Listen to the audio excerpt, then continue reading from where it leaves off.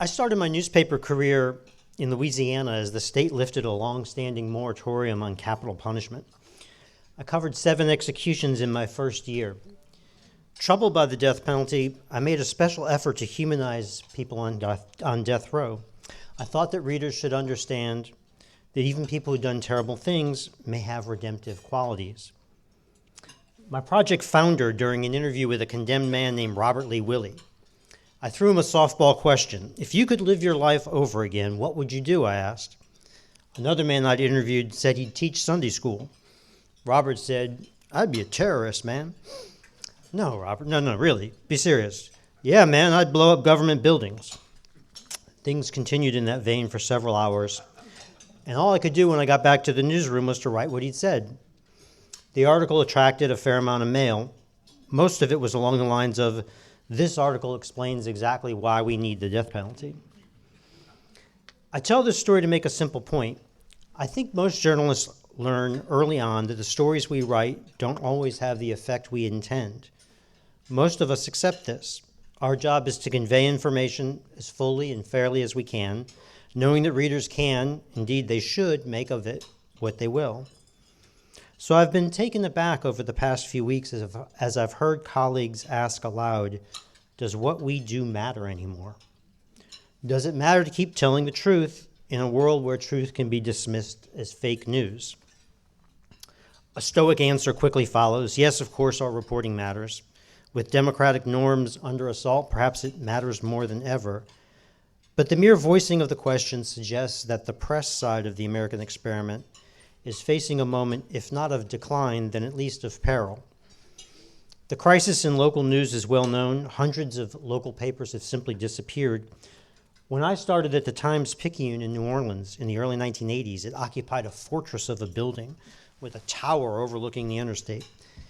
Now it's run from a storefront that looks like it could be selling cans of paint, not defending democracy. Yes, the fragmented new media environment has positive elements. It's empowered new voices and new perspectives, but it's also empowered lies and conspiracies. I feel really fortunate to work at the New York Times, one of the few national publications that's thrived in this era of disruptive change. Thank God for Wordle and the cooking app. The newsroom is 2 or 3 times as large as it was when I joined, and audio and video have opened new realms of storytelling. Our reporting, I think, has never been better, but still it cannot put to rest lies like those about stolen elections, and it becomes a target when it tries. We have more reporters than ever covering climate change and leaders who think climate change is a hoax. In Washington, we work in an office with an armed guard and bulletproof glass. I don't want to overdo the doom. Some element of the American experiment has always been in crisis, and the country has proven adept at renewal. Whether what we do matters or not, we'll keep doing it to the best we can, to tell the truth as best we can. As a journalist in a room of distinguished scholars, I'd like to quickly say 2 other things. First, my apologies for lowering the standards. As my wife likes to remind me, when she was in graduate schools and professors said, "You write like a journalist," it was not a compliment.